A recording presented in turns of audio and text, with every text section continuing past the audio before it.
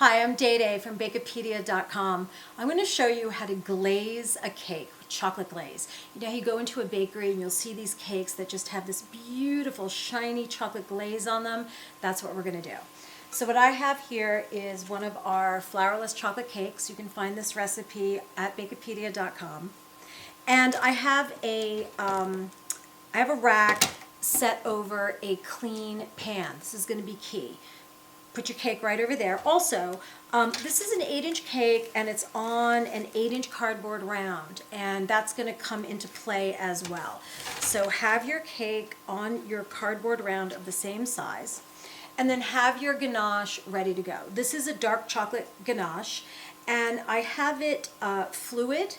It's melted, it's fluid, it's combined. It's not super hot though. You want it to have a little bit of thickness to it. And watch how easy this is. What we're going to do is I'm going to aim for the center of the cake. We're going to pour the glaze around the center, and then I'm going to take some around the edges. And then I'm going to pick up this, this entire thing. Now you see how the glaze is falling over the sides. What you want to do, I need a little more glaze. What you want to do is you want to not use your icing spatula if you can help it. Because every time you swipe the top of this with an icing spatula, you have the potential for making marks, and you don't want to make any marks. Now the other thing you can do is you can pick it up by hand. This is why it's important to have that cardboard around, and facilitate the tipping. Okay, now all of this chocolate glaze that's going down onto your pan.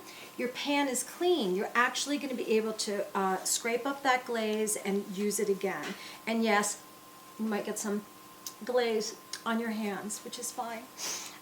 Okay, so the only place I like to use the icing spatula is on the side. So if I see a few little spots where the glaze needs to be encouraged to go, I will use the icing spatula on the sides, but I try not to use the spatula on the top.